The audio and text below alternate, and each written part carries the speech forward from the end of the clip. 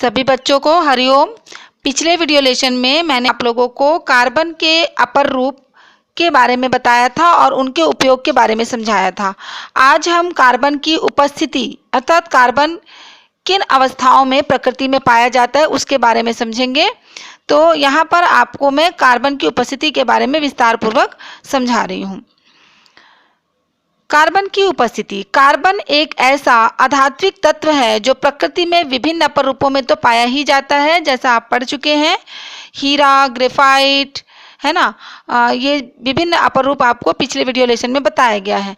इसके अतिरिक्त कार्बन सभी सजीवों में अर्थात चाहे वो जंतु हो चाहे वनस्पति हो, इन सभी में वो एक महत्वपूर्ण अवयव के रूप में पाया जाता है।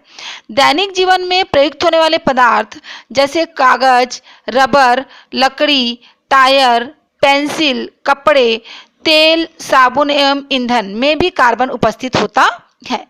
कार्बन मुक्त अवस्था में हीरा, ग्रेफाइट, कोयला इसमें पाया जाता है, लेकिन संयुक्त अवस्था में कार्बन बहुत से यौगिकों के रूप में पाया जाता है। अब संयुक्त अवस्था का क्या तात्पर्य है? संयुक्त अवस्था का तात्पर्य है कि कार्बन अन्य तत्वों के साथ मिलकर यौगिक का निर्माण करता है। ठीक है, तो कार्बन अन्य तत्वों के साथ मिलकर के मिल रहा है और एक यौगिक का निर्माण कर रहा है, तो वहां पर दूसरा तत्व भी उनके साथ जुड़ा हुआ है, इसलिए उस अवस्था को संयुक्त अवस्था कहते हैं। जैसे यहाँ पर आपको बताया जा रहा है, कार्बन का ऑक्सीजन तथा कैल्शियम के साथ यौगिक कैल्शियम कार्बोनेट बनाता है। कैल्शियम कार्बोनेट का सूत्र है CaCO3, ये है कैल्शियम कार्बोनेट। ठीक है, तो यहाँ पर जो आपको ये वाला जो C दिख रहा है ये कार्बन के लिए है। ये जो C है यहाँ पर जो दूसरे नंबर पे जो C दिख रहा है, ये जो CA वाला जो C है, ये C कार्बन के लिए नहीं है, बल्कि ये जो C है वो कैल्शियम के लिए। किसके लिए है? कैल्शियम के लिए। ठीक है, यहाँ पर ये जो C है वो किसके लिए है? पहला जो आपको दिखाया मैंने ये कार्बन के लिए है और ये जो C है वो कैल्शियम के लिए है। ठीक है, तो यहाँ पर आपका सूत्र क्या बना? CaCO3। तो कार्बन जो है वो किन दो अन्य तत्वों से जुड़ा हुआ है? ऑक्सीजन से और कैल्शियम से। ठीक है, तो ऑक्सीजन और कैल्शियम के साथ ये मिल करके क्या बनाया? CaCO3 अर्थात कैल्शियम कार्बोनेट। ठीक, तो ये हो गई उसकी संयुक्त अवस्था। तो ये प्रकृति में किस रूप में पाया जाता है? प्रकृति में यह चूना पत्थर, खड़िया, संगमरमर, खड़िया अर्थात चौक, जिससे हम ब्लैक बोर्ड में लिखते हैं उसको बोलते हैं खड़िया, उसी को हम चौक भी कहते हैं, और संगमरमर, इस रूप में ये पाया जाता है। इसके अलावा भोजन में उपस्थित प्रमुख घटक जैसे कार्बोहाइड्रेट, वसा, प्रोटीन, विटामिन आदि कार्बन के महत्वपूर्ण यौगिक है, जिनसे शरीर को कार्य करने के लिए ऊर्जा की प्राप्ति होती है। जैसे एक सामान्य सा उदाहरण आपको दूं, आपने ग्लूकोज के बारे में सुना ही है, C6H12O6, यह है ग्लूकोज का सूत्र। ग्लूकोज जो है यह एक बहुत ही महत्वपूर्ण कार्बोहाइड्रेट है जो हमारे शरीर को ऊर्जा देता है, यानी हमारे भोजन में पाए जाने वाला ये बहुत ही महत्वपूर्ण अवयव है जिसके द्वारा हमारे शरीर को ऊर्जा की प्राप्ति होती है। ठीक है, अब आप यहाँ पर देख रहे हैं कि ये है कार्बन, ठीक, और ये हाइड्रोजन और ये है ऑक्सीजन, अर्थात कार्बन जो है वह हाइड्रोजन और ऑक्सीजन इनके साथ संयुक्त अवस्था में यहाँ पर दिखाई दे रहा है। तो यह क्या बन गया? आपका कार्बोहाइड्रेट बन गया। तो भोजन में हमारे जो प्रमुख अवयव हैं, प्रमुख घटक हैं, जिसमें से एक एग्जांपल आपको मैंने कार्बोहाइड्रेट ग्लूकोज का दिया, इससे हमको क्या मिल रहा है? ऊर्जा की प्राप्ति हो रही थी। यहाँ पर भी कार्बन कितने महत्वपूर्ण अवयव के रूप में दिखाई दे रहा है। इसी प्रकार कार्बन हाइड्रोजन से अलग अलग अनुपातों में संयुक्त होकर हाइड्रोकार्बन्स बनाते हैं। हाइड्रोकार्बन, हाइड्रोकार्बन नाम से स्पष्ट हो रहा है, इसमें हाइड्रोजन होगा और क्या होगा? कार्बन होगा। हाइड्रोजन अर्थात H और कार्बन अर्थात C। ठीक है, तो कार्बन जो है वो किससे मिलेगा? हाइड्रोजन से, और जुड़ करके बनाएंगे हाइड्रोकार्बन। ठीक है, तो अलग अलग अनुपातों में कहा गया है। कार्बन हाइड्रोजन से अलग अलग अनुपात में, यानी उसकी जो मात्रा होगी वो अलग अलग होगी, संयुक्त होकर के हाइड्रोकार्बन आएगा। जैसे कि मीथेन के लिए है, मीथेन का सूत्र है CH4, ये मीथेन का सूत्र है। इसमें कार्बन का एक परमाणु है, परंतु हाइड्रोजन के यहाँ पर कितने हैं? 4। ठीक है, इस प्रकार यह बन गया CH4। इसी प्रकार एथेन के लिए, एथेन का सूत्र होता है C2H6। ठीक है, यहाँ पर भी आप देखेंगे कार्बन, एक कार्बन की बढ़ोतरी हो रही है और 2 हाइड्रोजन की यहाँ पर बढ़ोतरी हो रही है, अर्थात अलग अलग अनुपातों में मिलकर ये क्या बना रहे हैं, हाइड्रोकार्बन्स। भले ही ये मीथेन है, ये एथेन है, इसी प्रकार आगे और भी हाइड्रोकार्बन्स बनते हैं, प्रोपेन, ब्यूटेन, पेंटेन, इस प्रकार और भी अलग अलग हाइड्रोकार्बन्स बनते हैं जो कि कार्बन की संख्या के आधार पर उनका नामकरण किया जाता है। ठीक है, प्राकृतिक गैस, रसोई गैस, जिसको प्राकृतिक गैस भी CNG के बारे में भी आप लोग पढ़ चुके हैं छोटी कक्षाओं में।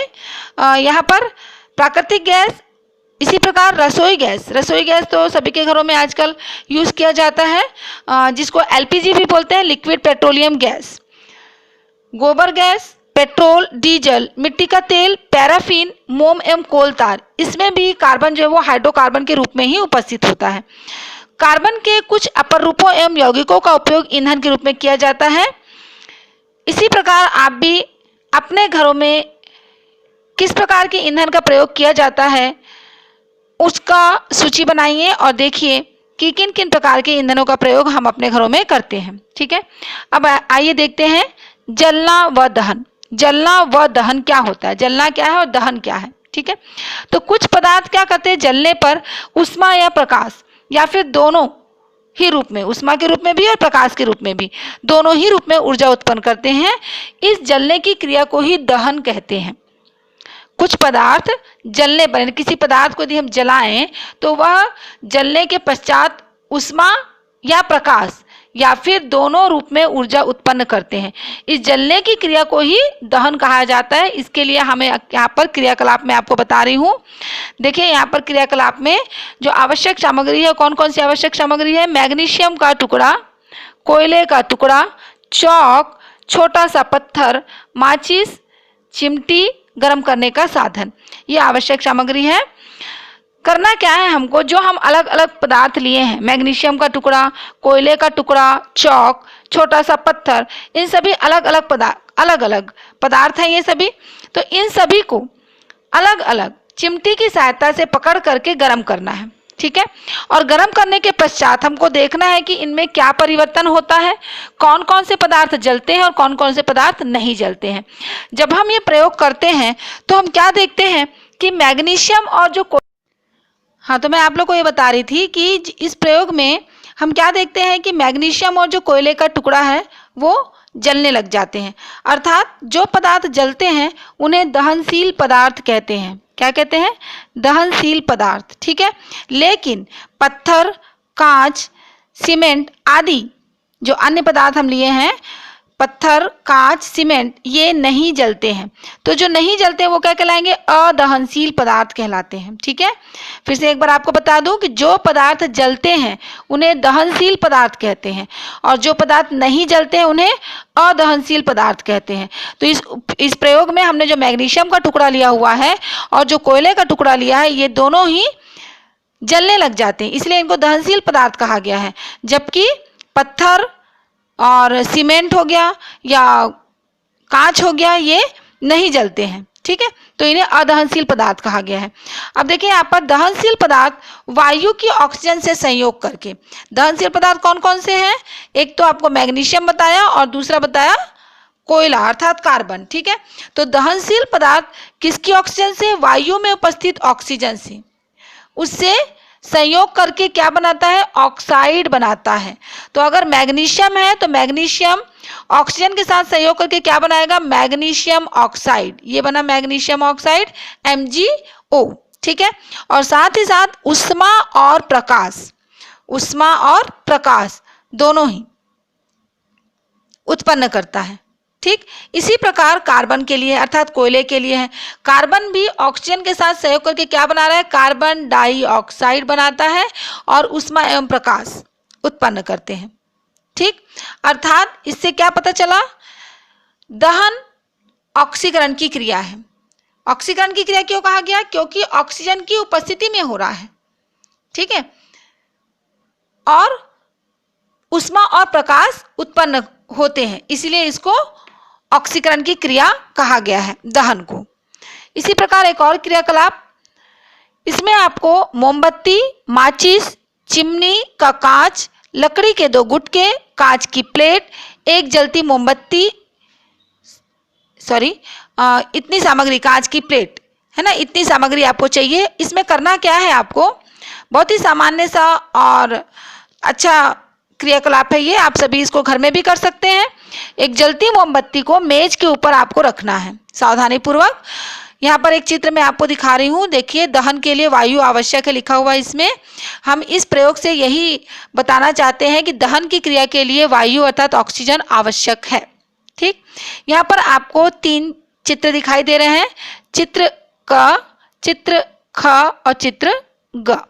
ठीक है, इन तीनों स्थितियों में आपको मोमबत्ती अलग अलग परिस्थितियों में रखी हुई दिखाई दे रही है। पहला जो चित्र है, पहले चित्र में आप देखेंगे क्या किया गया है इसमें कि मोमबत्ती को जलाकर मेज के ऊपर रख दिया गया। अब मोमबत्ती के ऊपर चिमनी के कांच को जिस प्रकार चित्र में दिया गया है उस प्रकार आपको रखना है और उसके नीचे 2 लकड़ी के गुटके जो पीले कलर के दिखाई दे रहे हैं, ये छोटे छोटे लकड़ी के 2 गुटके हैं, इसके ऊपर चिमनी के कांच को रखना है। अर्थात जो ये मेज है, इस मेज और इस गुटके के बीच में क्या बन जा रहा है, खाली स्थान बन जा रहा है, जिससे वायु का प्रवेश नीचे से भी होगा। ठीक है, अब देखना है कि ज्वाला में क्या परिवर्तन होता है। इसी प्रकार चित्र ख में देख रहे हैं आप, लकड़ी के गुटके हटा दिए गए हैं नीचे से, अर्थात नीचे से वायु का प्रवेश पूरी तरीके से बंद है, परंतु ऊपर से वायु का प्रवेश हो रहा है। तीसरे चित्र में आप देख रहे हैं ऊपर और नीचे दोनों ही जगह से वायु का प्रवेश बंद है। ठीक है, तो अब हमको ये देखना है कि तीनों स्थितियों में मोमबत्ती की ज्वाला में क्या परिवर्तन होता है। ठीक है, तो अब क्या देखते हैं, तीनों स्थिति में परिवर्तन को देखते हैं। क्या ज्वाला कंपन करती हुई दिखाई देती है या बुझ जाती है या फिर धुआं उत्पन्न करती है, क्या होता है इन परिस्थितियों में। ठीक है, तो कम मोमबत्ती जो है वह निर्बाध रूप से जलती हुई दिखाई दे रही है। ये देखिए, ये मोमबत्ती जलती हुई दिखाई दे रही है, निर्बाध रूप से जलती हुई दिखाई दे रही है, कोई बाधा उत्पन्न उसमें नहीं हो रही उसके जलने में। परंतु ख मोमबत्ती में आप देखेंगे जो ज्वाला है उसमें कंपन उत्पन्न दिखाई दे रहा है। ठीक है, और जो ग वाला मोमबत्ती है वो पूर्ण रूपेण बुझा हुआ दिखाई दे रहा है। तो ऐसा क्यों हो रहा है, पहले वाला जो मोमबत्ती है, कम मोमबत्ती, उसमें ऊपर और नीचे दोनों तरह से वायु का प्रवेश अर्थात उसको पर्याप्त मात्रा में क्या मिल रहा है, ऑक्सीजन मिल रहा है, इसलिए वह मोमबत्ती निर्बाध रूप से जलती हुई दिखाई देती है। दूसरे वाले मोमबत्ती में नीचे से वायु का प्रवेश बंद है परंतु ऊपर से वायु का प्रवेश हो रहा है। तो यहाँ पर क्या हो रहा है कि वायु उसे प्राप्त हो रही है परंतु पर्याप्त मात्रा में उसे वायु प्राप्त नहीं हो रही है, इसलिए वह ज्वाला कंपन करती हुई दिखाई देती है। ना तो वह बुझती है और ना ही निर्बाध रूप से जलती है, वह कंपित होती रहती है। आपने भी घरों में मोमबत्ती जब जलाई होगी तो देखते होंगे, है ना, कि कंपन करती हुई मोमबत्ती की ज्वाला किस प्रकार दिखाई देती है। इसी प्रकार जो तीसरी मोमबत्ती है वह बुझी हुई प्रतीत हो रही है। क्यों? क्योंकि आपने देखा इसमें ऊपर और नीचे, ऊपर भी ढक दिया गया है उसको पूरा और नीचे से भी वायु का प्रवेश नहीं हो पा रहा है, तो इस कारण से वह मोमबत्ती क्या हो जाती है, बुझ जाती है। इस प्रयोग से क्या पता चलता है कि दहन के लिए वायु आवश्यक है। इसी प्रकार एक और क्रियाकलाप, यहाँ पर आपको कागज का टुकड़ा, लकड़ी का मोटा टुकड़ा, मोमबत्ती और माचिस इसकी आवश्यकता है। इसमें आपको क्या करना है, मोमबत्ती की लौ के पास में कागज का टुकड़ा लेकर आना है। क्या होगा आपको पता है, स्वाभाविक है, कागज का टुकड़ा क्या हो जाएगा, जल जाएगा बहुत जल्दी। लेकिन उसके स्थान पर, कागज के टुकड़े के स्थान पर आप लकड़ी का मोटा टुकड़ा लेकर आइए समीप में, मोमबत्ती के लौ के समीप में, तब क्या होगा, क्या वह कागज के समान ही जल्दी से जल जाएगा? नहीं, कागज जितनी जल्दी से जलता है उतनी जल्दी से लकड़ी के मोटे टुकड़े में आग नहीं पकड़ेगी। तो जिस न्यूनतम ताप पर कोई पदार्थ वायु की उपस्थिति में जलना प्रारंभ करता है वह ताप उस पदार्थ का ज्वलन ताप कहलाता है। कौन सा ताप कहलाता है? ज्वलन ताप कहलाता है। जिस न्यूनतम ताप पर, ध्यान देंगे, जिस न्यूनतम ताप पर कोई पदार्थ वायु की उपस्थिति में जलना प्रारंभ करता है वह ताप उस पदार्थ का ज्वलन ताप कहलाता है। तो कागज का ज्वलन ताप, कागज का ज्वलन ताप लकड़ी से कम होता है। क्यों कम होता है? आपने देखा जैसे ही कागज के टुकड़े को मोमबत्ती की लौ के पास ले जाया गया वह तुरंत ही जल गया, अर्थात वह उसका सबसे न्यूनतम ताप है जिस पर वो जल गया। और लकड़ी का जो टुकड़ा है वो इतनी जल्दी आग नहीं पकड़ता है, ठीक है। तो कागज का जो ज्वलन ताप है लकड़ी की अपेक्षा क्या होगा? कम होगा। इसी प्रकार पेट्रोल का ज्वलन ताप मिट्टी के तेल से कम होता है। पेट्रोल अत्यधिक तेजी से आग पकड़ता है, बहुत ही आसानी से वाष्पित हो जाता है। इसी कारण से लालटेन में पेट्रोल का इस्तेमाल नहीं किया जाता, उसकी जगह मिट्टी के तेल का उपयोग किया जाता है। यह प्रश्न आता भी है कि लालटेन में मिट्टी का तेल ही प्रयोग में क्यों लाया जाता है, पेट्रोल का उपयोग क्यों नहीं किया जाता है? तो ध्यान रखिएगा कि पेट्रोल बहुत ही आसानी से वाष्पित हो जाता है और अत्यधिक तेजी से आग पकड़ता है, ठीक है। अर्थात पेट्रोल का जो ज्वलन ताप है वो मिट्टी के तेल के ज्वलन ताप से क्या होगा? कम होगा, ठीक है। तो लकड़ी को भी आपने जलते हुए देखा है। लकड़ी पहले ज्वाला के साथ जलती है किंतु बाद में ज्वाला दिखाई देती है? नहीं देती है, ठीक है ना। लकड़ी को जब हम जलाते हैं तो शुरू में तो आग हमको उसमें दिखाई देगी, लेकिन धीरे धीरे करके उसमें हमको ज्वाला दिखाई नहीं देती है। लेकिन इसके स्थान पर यदि आप कपूर, जो हम पूजा में इस्तेमाल करते हैं कपूर, उसको देखिएगा। कपूर को जब हम जलाते हैं तो कपूर और इसके अलावा मोम को भी जब हम जलाते हैं तो दोनों ही ज्वाला के साथ ही आपको जलते हुए दिखाई देंगे। यदि हम मोमबत्ती को बुझाएं तो सफेद वाष्प निकलती हुई दिखाई देती है, जो धुआं दिखता है। जब हम बुझाते हैं तो हमको व्हाइट कलर का, सफेद कलर का वाष्प दिखाई देता है। तो सफेद वाष्प के समय पे आप तुरंत ही जिस समय पर आपने मोमबत्ती को बुझाया है अभी भी वह क्षेत्र कैसा होता है? गर्म होता है। तो यदि उस स्थान पर आप जलती माचिस की तीली ले जाएंगे तो सफ़ेद वाष्प फिर से जल उठती है। हमको एकदम से मोमबत्ती की जो बाती होती है उस पर उसको माचिस को टच नहीं करना पड़ता है, बल्कि हम एकदम उस वाष्प पर भी रखें तो वो मोमबत्ती जो है वो जल उठती है। क्यों? क्योंकि उस समय पर वहाँ का जो क्षेत्र है वो कैसा होता है? गर्म होता है। केवल वे ही ठोस तथा द्रव पदार्थ जो गर्म करने पर वाष्पित हो जाते हैं, ध्यान देंगे, केवल वे ही ठोस या द्रव पदार्थ जो कि गर्म करने पर क्या होते हैं? वाष्पित हो जाते हैं, ज्वाला के साथ जलते हैं, ठीक है। ज्वाला क्या है? तो ज्वाला वह क्षेत्र है जहां पर गैसीय पदार्थों का दहन होता है। इसलिए सभी गैसीय दहनशील पदार्थ क्या उत्पन्न करते हैं? ज्वाला उत्पन्न करते हैं। एक और क्रियाकलाप यहाँ पर आपको बता रही हूं जिसमें आपको सिर्फ मोमबत्ती और माचिस की आवश्यकता है। मोमबत्ती को जलाना है और उसकी ज्वाला के आकार को देखना है। ज्वाला के आकार का कम प्रकाश में अवलोकन करके चित्र बनाना है। चित्र में भी आप देख सकते हैं, यहाँ पर करना कुछ नहीं है, आपको मोमबत्ती लेना है, मोमबत्ती को जला दीजिए। अब इसको उसकी ज्वाला का अवलोकन करना है। प्रकाश कैसा होना चाहिए? कम प्रकाश। लाइट गोल में ही करते हैं तो देख सकते हैं, है ना। बत्ती चली जाती है तो हम लोग मोमबत्ती जलाते हैं, तो उस समय पर भी आप इस प्रयोग में देख सकते हो कि कम प्रकाश में हम उसकी ज्वाला का अवलोकन करें कि कौन कौन से रंग हमको दिखाई देते हैं। तो यहाँ इस चित्र में आपको दिखाई दे रहा होगा बाहरी क्षेत्र, मध्य क्षेत्र, भीतरी क्षेत्र, ठीक है। बाहरी क्षेत्र नीले कलर का, फिर पीले कलर का दिख रहा है और फिर अंत में हमको लाल कलर का दिखाई दे रहा है। तो इस प्रकार हमको अलग अलग क्षेत्र यहाँ पर दिखाई देते हैं। ये मोमबत्ती की ज्वाला का चित्र है। यहाँ पर क्रियाकलाप 7 में आपको मोमबत्ती, माचिस, लकड़ी की चिल्फियाँ यानी कि पतले पतले उनके चिल्फी करना है। यहाँ पर हमको लकड़ी की एक चिल्फी को ज्वाला के सबसे ऊपरी भाग पर रखना है। सबसे ऊपरी भाग अर्थात ऊपर, सबसे ऊपर में, ठीक है। और उसका अवलोकन करना है, लकड़ी का कौन सा भाग काला पड़ गया। अन्य चिल्फियों को ज्वाला के मध्य में, इसी प्रकार उसके निचले भाग में। आपको यहाँ पर ज्वाला के 3 भाग बताया, बाहरी क्षेत्र, मध्य क्षेत्र और भीतरी क्षेत्र। तो इस प्रयोग में आपको क्या करना है, लकड़ी की जो पतली पतली बारीक चिल्फियाँ ली गई हैं, ये दिख रहा है आपको, पतली पतली बारीक चिल्फियाँ, ये लकड़ी की चिल्फियाँ हैं। अब इसको क्या कर रहे हैं, मोमबत्ती के अलग अलग क्षेत्र में, ये बाहर का क्षेत्र है ना, इसी प्रकार ये मध्य का क्षेत्र है, ये देखिए ये बाहर का क्षेत्र, ये वाला मध्य का क्षेत्र और ये अंदर का क्षेत्र। तो अलग अलग क्षेत्र में इन लकड़ी की चिल्फियों को रखा गया है। सबसे पहले क्या किया गया, एक लकड़ी की चिल्फी को बाहर के क्षेत्र में रखा गया और देखना क्या है हमको कि लकड़ी का कौन सा भाग काला पड़ रहा है, ये हमको उसमें देखना है। इसी प्रकार अन्य चिल्फियों को भी यानी मध्य में और निचले भाग में रखा गया। तो इस प्रयोग के अवलोकन के आधार पर हम क्या पाते हैं कि मोमबत्ती की ज्वाला में विभिन्न रंग और ताप वाले 3 क्षेत्र होते हैं। विभिन्न रंग और ताप वाले कितने क्षेत्र होते हैं? 3 क्षेत्र होते हैं। देखिए मैं बता रही हूँ आपको, यहाँ पर सबसे भीतर क्षेत्र जो होता है वो गहरा होता है। इसके ऊपर वाला चित्र एक बार और आपको दिखा दूं।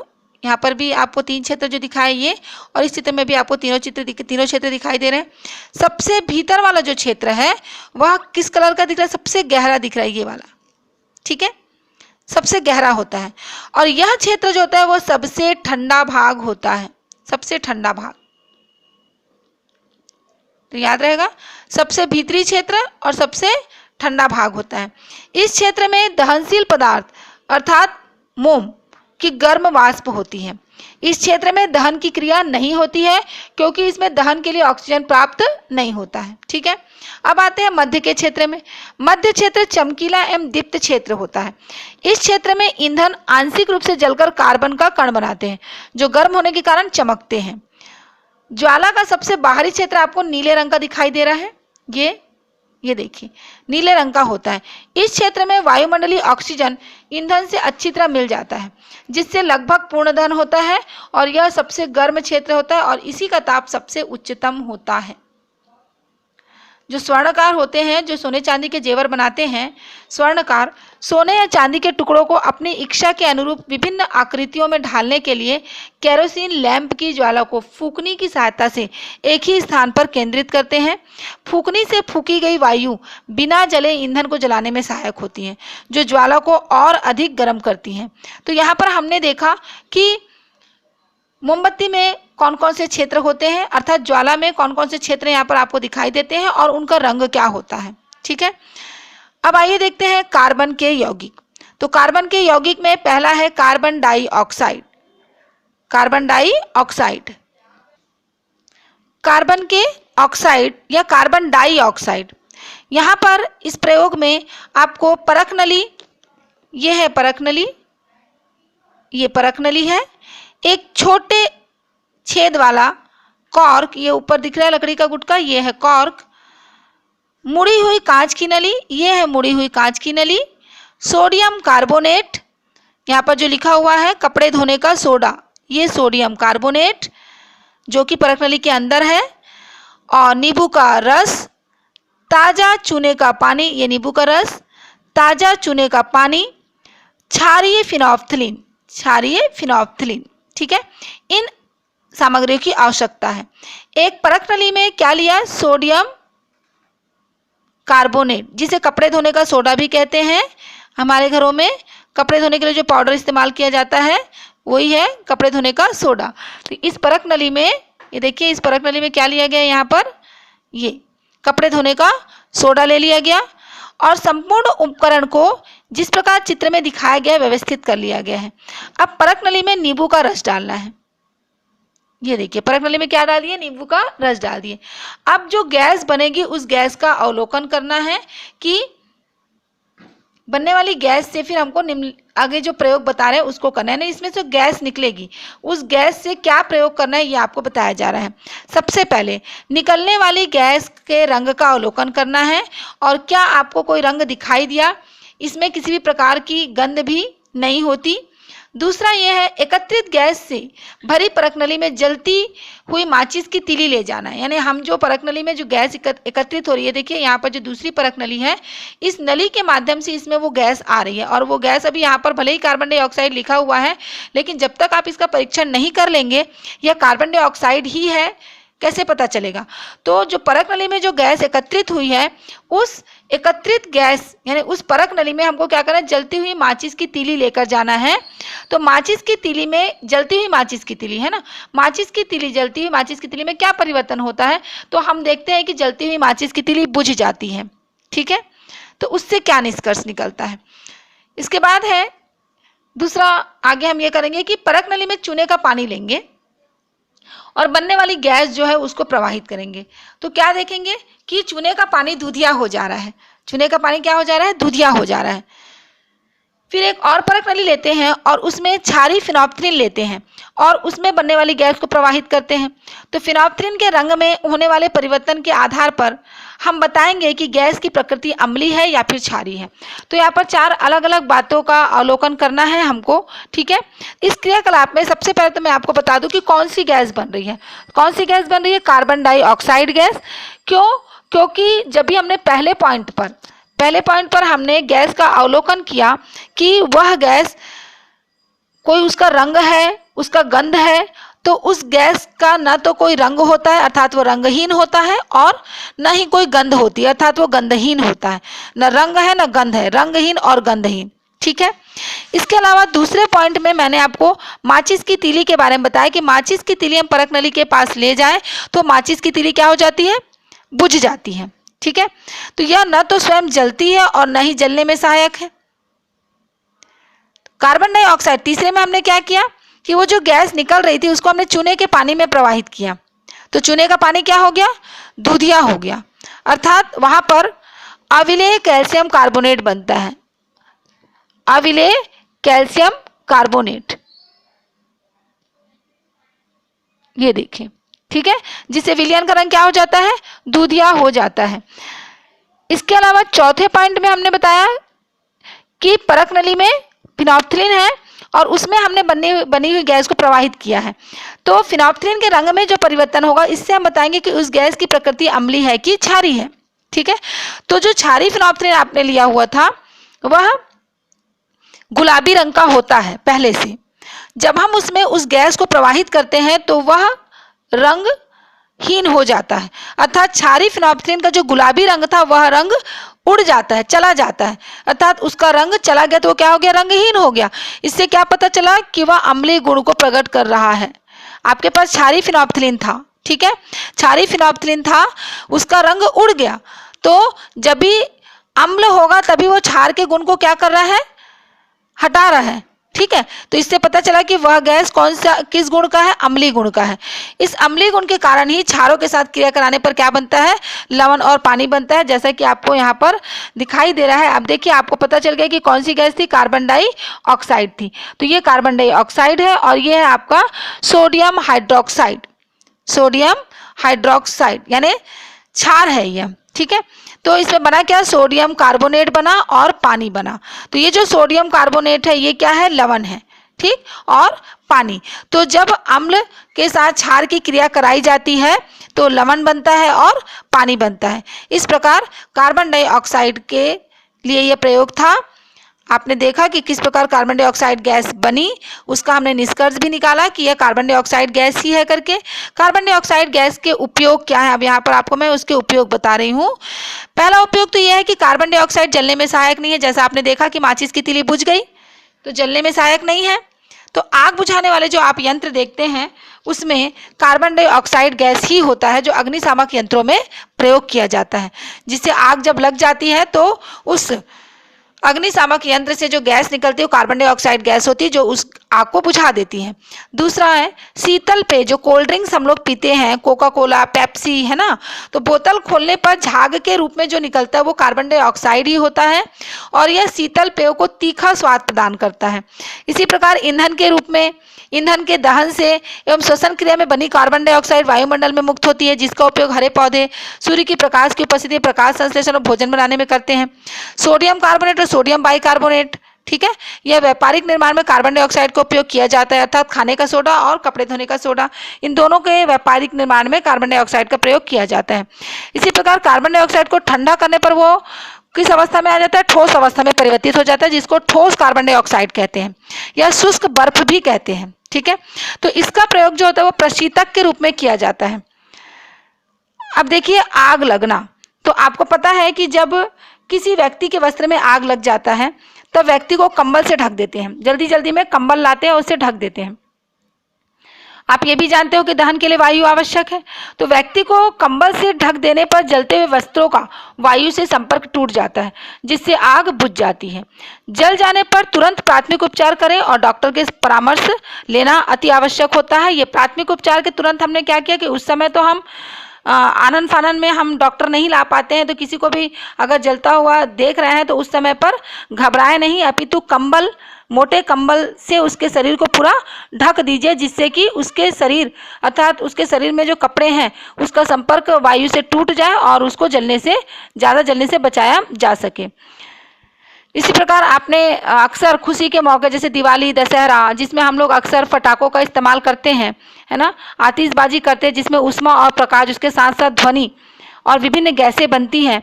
यह सभी गैसें वायु प्रदूषण का कारण भी बनती है और कभी कभी आतिशबाजी करते करते आग भी लग जाती है, तो आग लगने का कारण भी यह बन ही जाता है आतिशबाजी।